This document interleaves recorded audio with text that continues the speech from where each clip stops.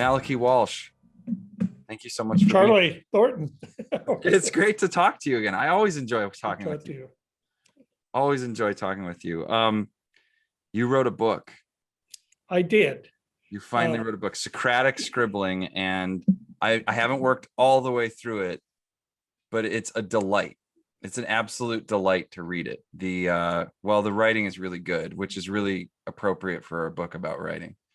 So it's easy to read. It's fun. It's funny.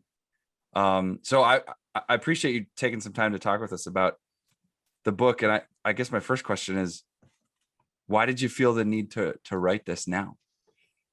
Especially at my age, probably the best explanation might be the pandemic.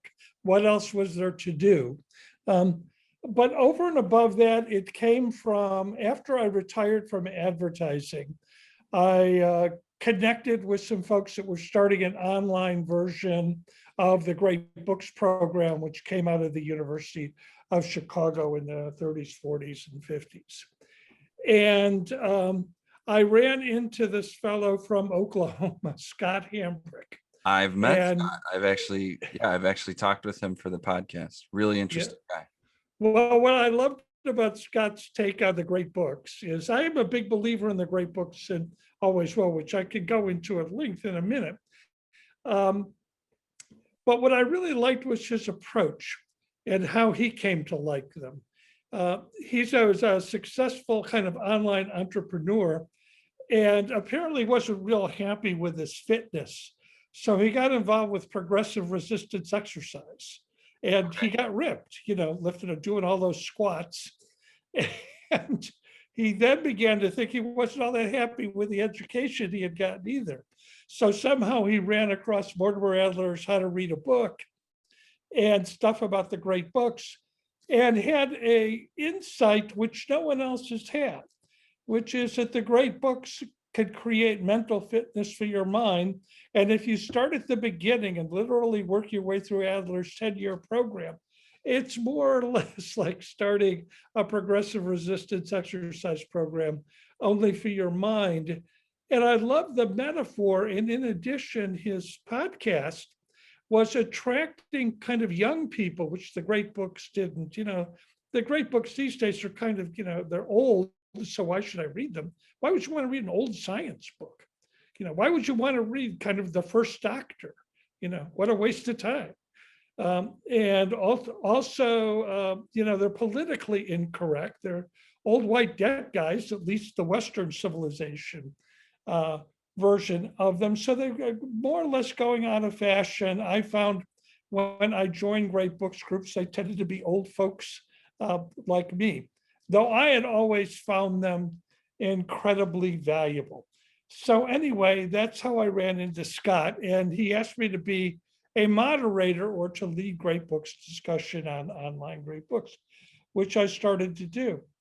And a number of people were asking for a writing program because they felt that they hadn't learned how to write in school.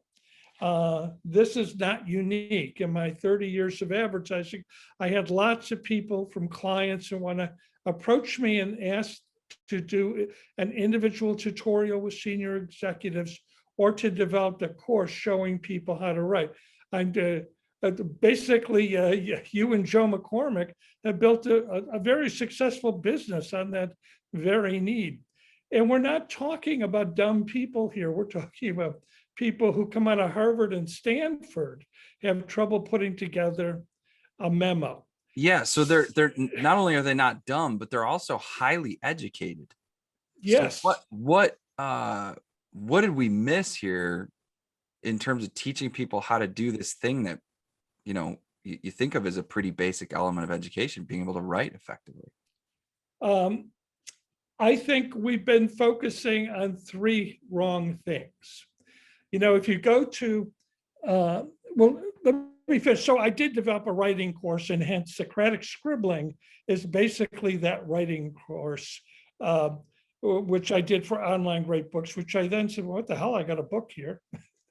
So here's a pandemic, so I'll put it together. So it's connecting the wisdom that you find in the great books as an instructional tool to learn how to write better, more effectively today? Yes, and before we get into the problems of why I think people can't write, let me explain my own experience with that, which is when I got out of school, I thought I wanted to be a Shakespeare scholar. And I went to the University of Chicago Graduate School and studied under frankly, I think the best professors in the world at the time on Shakespeare. And that immediately got me interested in classical rhetoric, because that's how Shakespeare learned how to write. And the principles of classical rhetoric have held true through all the great books. How do the great books help you write? Well, they do it in two ways. One, in that they are arguably the best thinking and writing ever. And you don't have to limit yourself to Western culture great books. You can Lao Tzu, Confucius, but you take anybody that you think is great or that are kind of proven over time, gee, people like to read this guy or this lady and get something out of it. So they provide role models for great writing in just about every discipline, right? So Jane Austen teaches you how to write a good romantic comedy. I don't think, Eddie, you can write a romantic comedy unless you've read and memorized most of Jane Austen. But over and above that, some of the great writers and thinkers themselves actually had a lot to say about writing, before Plato, but beginning primarily with Plato, especially in his dialogue, the Phaedrus, and then Aristotle, of course, who's my hero, wrote about 11 or 12 things that are relevant to writing, and then Cicero and Quintilian, on and on, creating something called classical rhetoric, so that by the time Shakespeare was in school, the maxims from that were taught him, and that's how he could write such beautiful plays and beautiful sentences. And a lot of people, when they read the other Renaissance writers, like Chris Marlowe and Ben Jonson, say, geez, these guys write pretty well too. They all learned pretty well till we stopped teaching classical rhetoric. Interesting, today, if you take probably the greatest speech maker of the 20th century was probably Martin Luther King, in my humble opinion. And he shared with that a tradition of Baptist preaching. On the other extreme would be Jesse Jackson, who maybe takes the, what we'll probably talk about later, schemes and tropes a bit too much, everything rhyming with everything. But Martin Luther King wrote a classical oration in everything he did, because that's how he learned in seminary. But the rest of us, that had been abolished for, and we were in progressive education. So what you're saying is we abolished classical rhetoric, and that's left this gaping hole in our ability to write. Well, and is that, no, did I get that wrong? Yeah. Well, and the other thing that you said, I think that's really important, is the connection between thinking and writing. I think sometimes we think of writing as this mystical artistic ability, but if you can't think clearly, it doesn't matter how many adverbs you use or how many flourishes you put into your paper. I absolutely agree, and that's what I noticed. So then I go into advertising, because I discovered as I was writing my dissertation and sitting in the library doing research, oh my God, to make it in this racket, you have to spend all day in a library. We can kind of tell from my personality, that's not like what I'm a fairly chatty Irishman. Spending all day in a library. You would have gotten really bored. In a bar, fine, but a library, not so much. Yeah. So I immediately joined advertising, and here were people, and if you think about people who do know how to write, it's typically journalists, people who went to journalist school or apprenticed at a suburban newspaper or something like that, and advertising copywriters. And in my day, you weren't schooled. The head of J. Walter Thompson never graduated from college when I first joined. He had been in the Marines and ironically, I think sold encyclopedias and great books, having never been to college himself. But he learned how to write from a senior writer. In other words, writing was an apprentice system. That's how Shakespeare, by the way, had to apprentice at the Globe Theater. when he started out. You worked as somebody showed you how to do it, and it was a professional. And you learn from professionals. So it struck me as soon as I got in advertising, holy cow, they follow all the rules of classical rhetoric, only they don't know it. Even though they didn't learn it at school, by doing it, they learned it. Because classical rhetoric says you learn from nature. So the writing principles of classical rhetoric is people say, well, what works? It works. Yeah, It that's the key thing, works. right? It works. And then Well, to your point about writing and thinking, the biggest mistake people make, I think, and this gets into what's wrong with how writing's taught, is first that outlining method, right? I learned it a bit at Georgetown with Cleanth, Brooks, and Warren had this book where they said, outline what you want to say. Well, that sounds great, only how do I know what I want to say?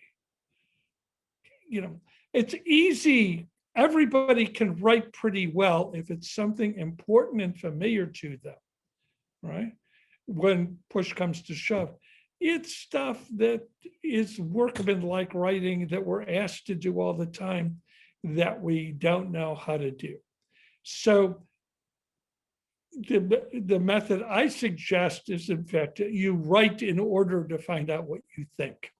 You use writing to, the one good piece of stuff we used to get in high school, remember research papers?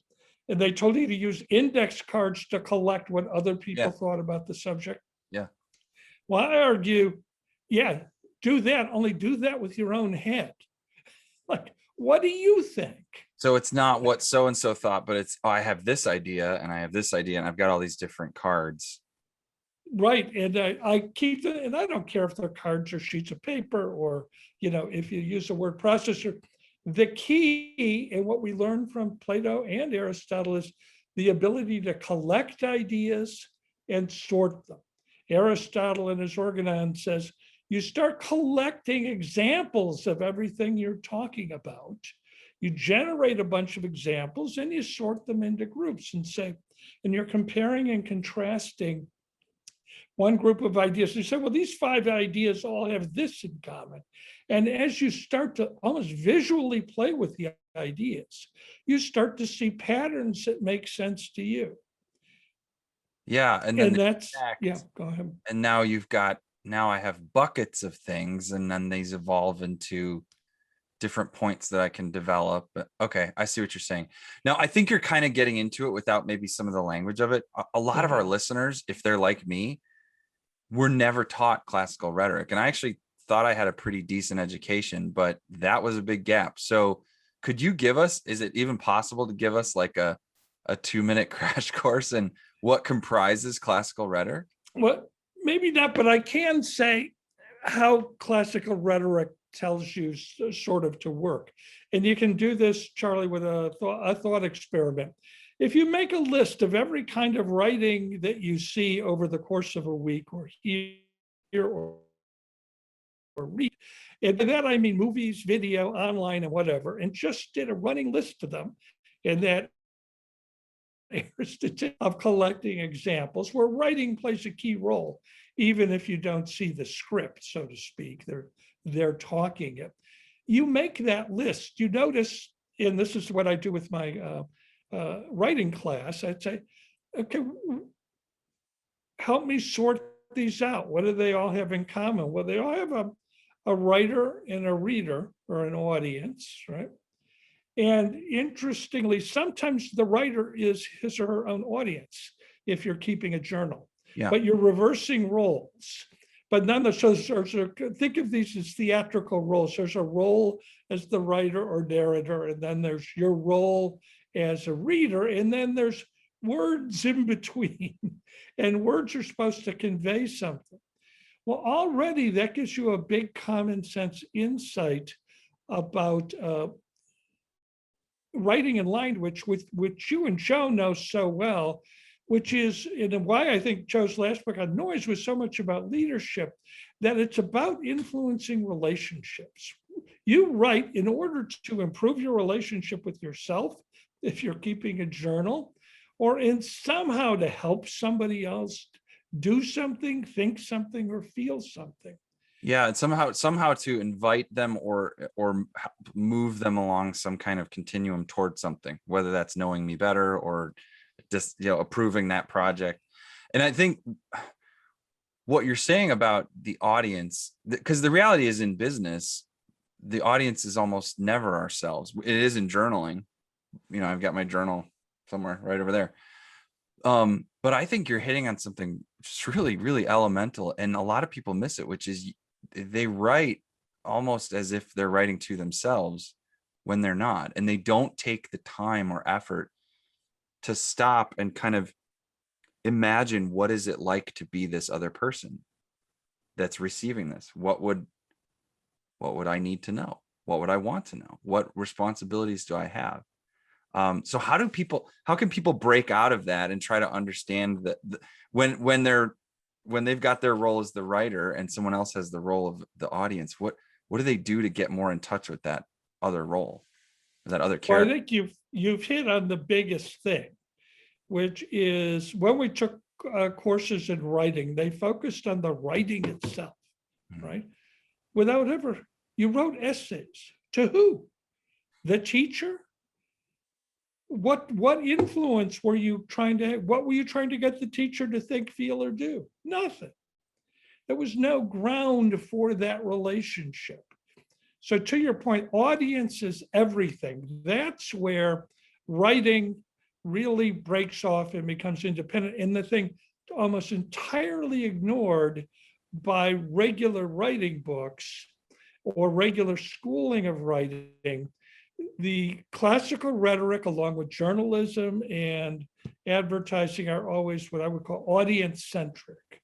In other words, you build the story for your audience. You're not just asking the questions that interest you. I argue, Charlie, you always start up and say, well, what questions does my reader have? Because that's where news lies. That's where interest is. When you pull into a gas station and ask for directions, there's a whole complicated set of things going on. You're trusting that somebody who works at the gas station knows the neighborhood. So you don't ask them to prove their directions.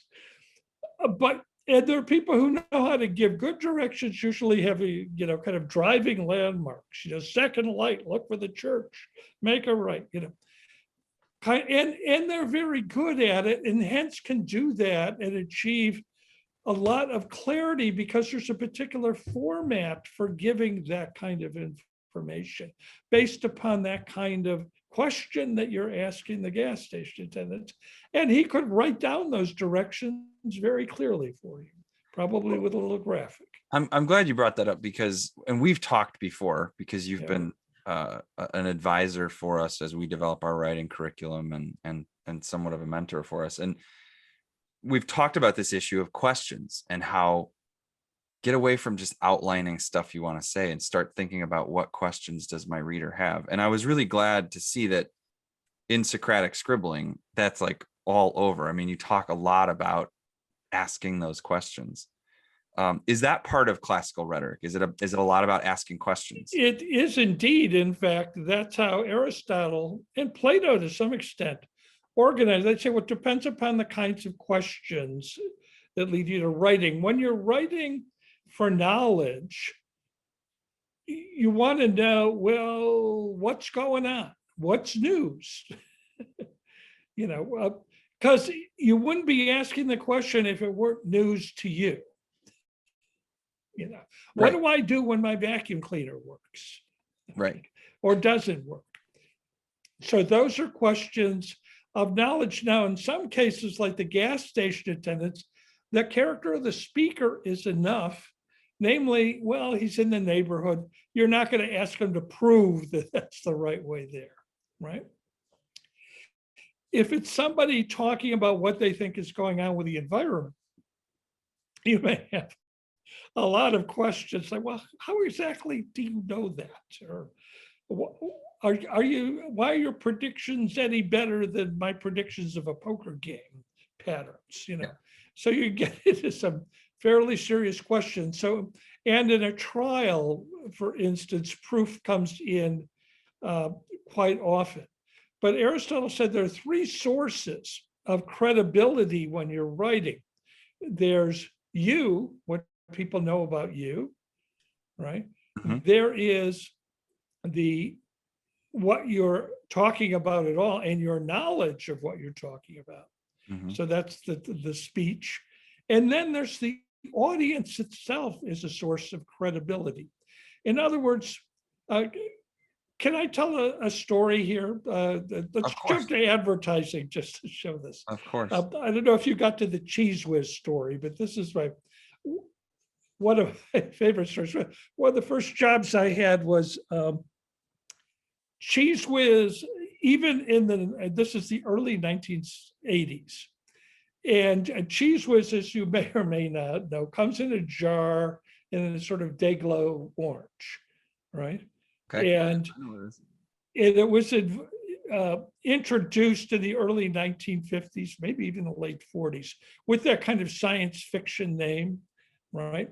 But it created a spreadable cheese that you could put on saltine crackers and have with your highball, because crackers and cheese, so it was an easier cheese to have your highball and crackers with your evening cocktails. Okay. That's why it was invented. It sold quite well because you didn't break the cracker and it spread nicely. Well, even by the 70s and 80s, Cheese Whiz was getting out of fashion. It had this kind of Flash Gordon 1950s sci-fi name. And this is an era when the baby boom is growing up and they're starting to drink wine and eat Gouda. And there were Cheese Whiz, what's that? Jay Leno would say, I know where do they get the cheese from, but where do they get the whiz? Well, when I think Cheese Whiz, like, growing up in Chicago as a kid, we taped the WGN Wednesday night movie was the Blues Brothers. And of course it was edited because it was rated R, but they had it edited with some really hilarious, they'd take out the F word and overdub something else. But there's a scene where Elwood walks into whatever house of vagrants he's happens to be living by right under the L. And this sort of strung out guy sitting on the stairs just yells, "You got my Cheese Whiz, boy?" And of course he just pulls it out of his coat and throws it over to him. So that would have been the early 80s where they were making fun of Cheese Whiz. Right about this time, right? And it was sort of dying. So Kraft was saying to itself, well, we'll just milk the brand, which in marketing terms was, well, we'll leave it out there for the people who buy it. But we've got to innovate and introduce products people want more. This is past its prime, but we'll keep distributing it as long as people are buying it. But it therefore missed opportunity for the ad agency because we're not making any money advertising it. So we try and talk them into, well, give us a chance to see if we can actually peddle more cheese with advertising. So we're doing a focus group conversation, again, knowing your audience, right? So how do we set it? Well, let's find out and let's talk to people who recently stopped using Cheese Whiz and find out what the problem is. So we did. And they told us, I believe one woman called it a chemistry set in a jar. That they just thought it was this kind of 1950s sci-fi food, and they had all moved on. And it was kind of a joke to them. And by the way, they weren't drinking highballs and eating, who bought saltine crackers anymore? It's just. They'd moved on. It moved, yes, the world had moved on. And I said, well, ladies, take a look at the chart and read the ingredients. Well, at the time, I can't speak of what it's made of today. I think they've changed the spelling even. But right, they looked at the ingredients at that time. What Kraft, as I understood it, had done is when they make their natural cheeses, you cut it and shape it, and there's lots left over. Well, rather than waste that, which is anathema to a company that makes money, they took, I think it was Gouda, cheddar, and maybe Munster, at least three kinds of cheeses, would blend them together with whey, which is the liquid part of cottage cheese. So it's a physical, not chemical process. And the preservative was salt, which is the preservative in cheese anyway. Cheese isn't a natural phenomenon. It's made with yeast. bugs. Yeah, yeah. And the better cheeses come from better bugs. And Kraft had the best bugs in the world. They could make really good cheese. So You're not selling it so well right now.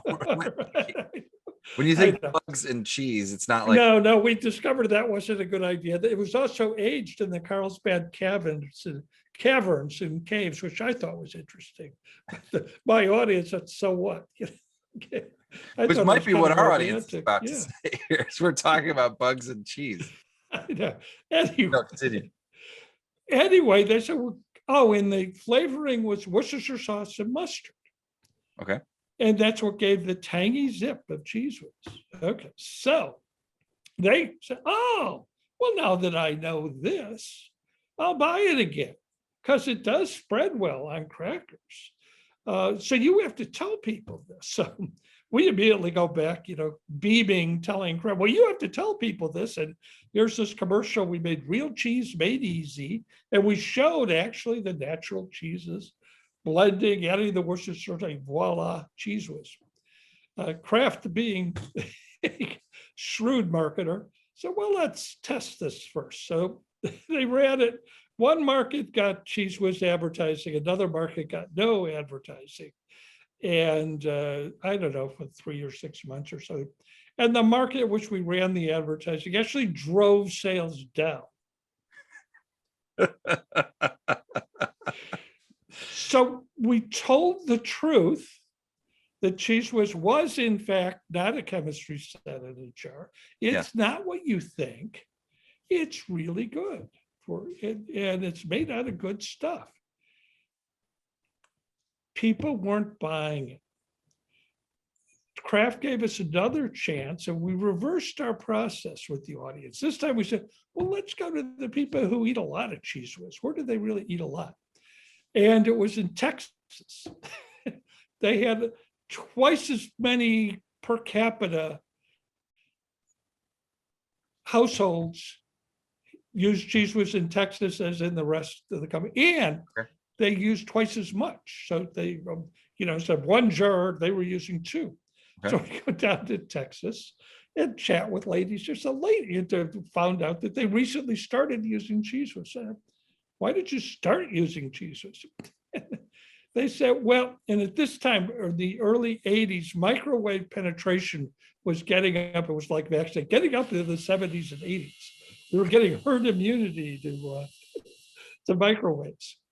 And somebody had discovered that if you turn the lid off of a jar of Cheese Whiz, throw it in the microwave for 2 minutes, take it out and pour it over nachos, voila, you've got nachos in 2 minutes. And they're delicious, by the way. And so they described that. And it turned out that's what was driving all this usage. Well, down here, we really like our nachos. So the microwave in a minute cheese sauce for nachos quadrupled the business. Wow. Okay. So what did I learn from that experience? Well, first of all, we were all heroes. We were the people who turned the Cheese Whiz business around.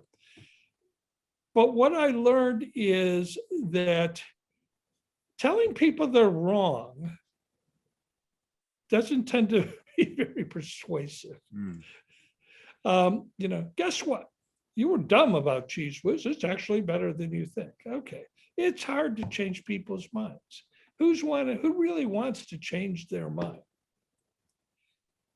It wasn't so much answering the objectives to Cheese Whiz as making it fit. Okay. Cheese Whiz goes with nachos. Yes. Don't tell me it's natural cheese that's good for me.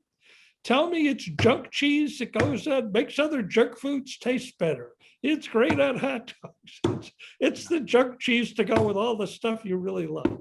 Yeah. Well, yeah. In fact, Philly for years has always made its beef sandwich, the cheese and beef sandwich. Yeah, has always been Cheese Whiz. That's the authentic Philly cheesesteak. So I learned a bunch of principles there. And to your point about the audience, I also learned that in both cases, we told the truth. The truth had little to do with it. Except I think you always have to tell the truth. People say to me, well, you've been advertising for years. Does that mean you know how to lie? You can sell anything once lying, but you can't sell it twice because nobody trusts you anymore. Advertising has its own stuff. You have to tell a kind of truth, but it's what you make out of the truths that makes them interesting and audience centric and relates to people's interests. What we had done is contemporize Cheese Whiz. Cheese and crackers were dead. What was the new food people were eating for fun?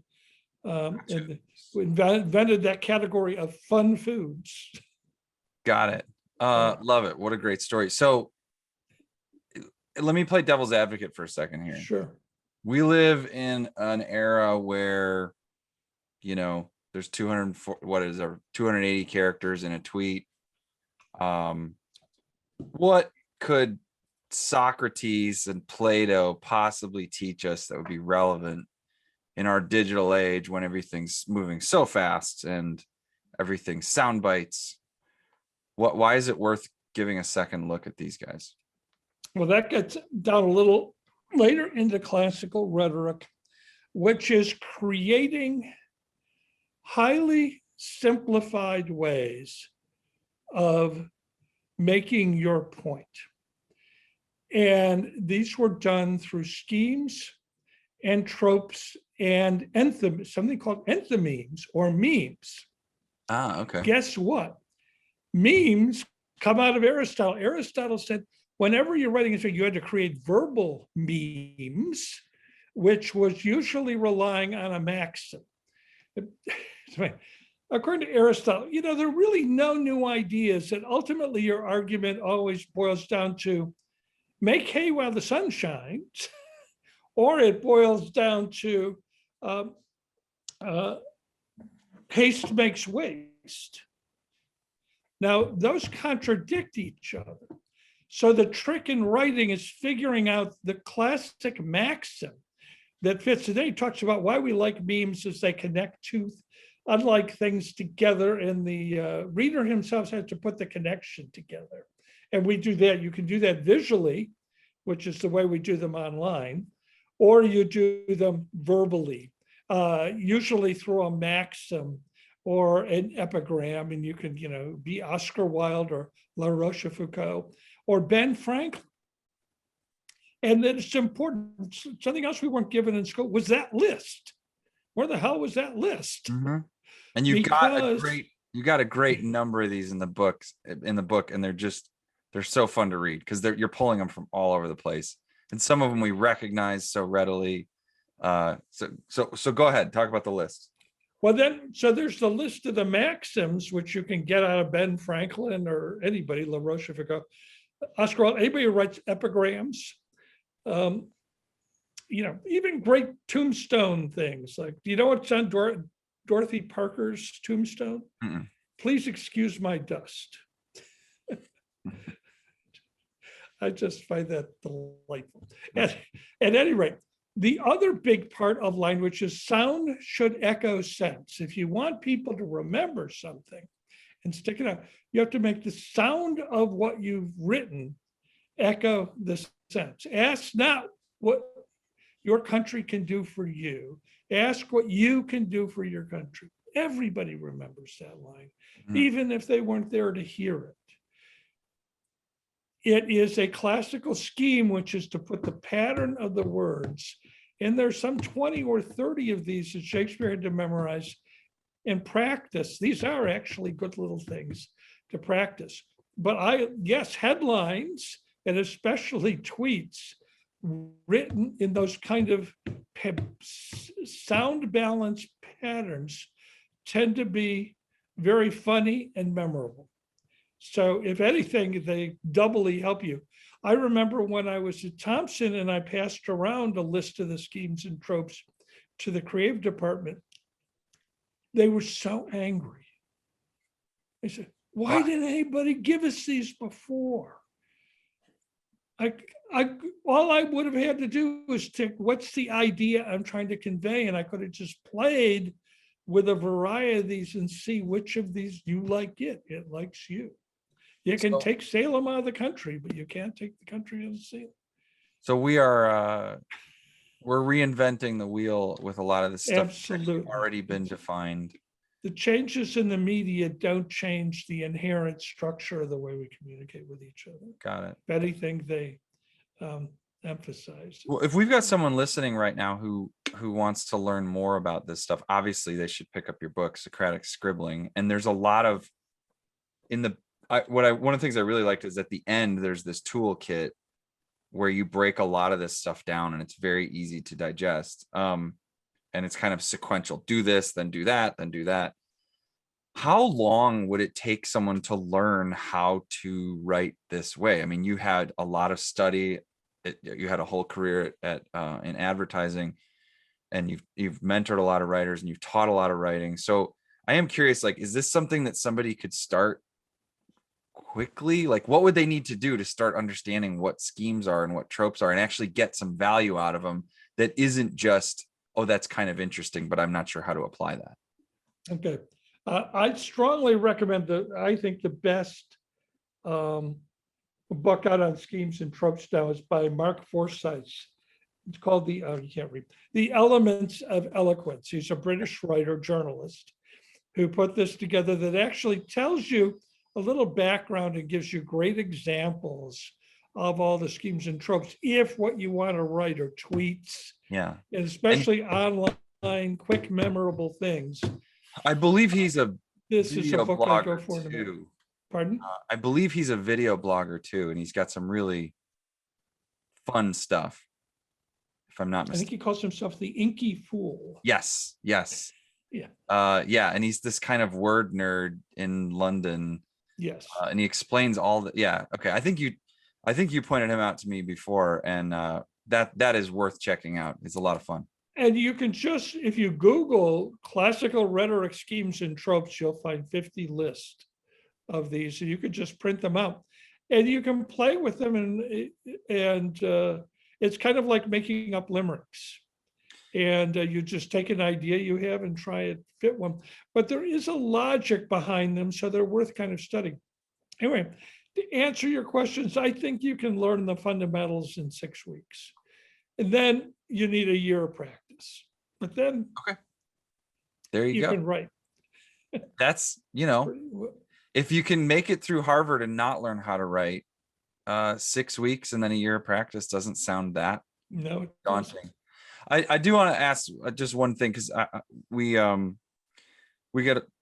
lucky in that we get to work a lot with some of our military special operations teams, and we do teach a writing course. And one of the questions that I'll ask is who experiences fear when they get a writing assignment or some kind of anxiety? And a lot of guys will raise their hand.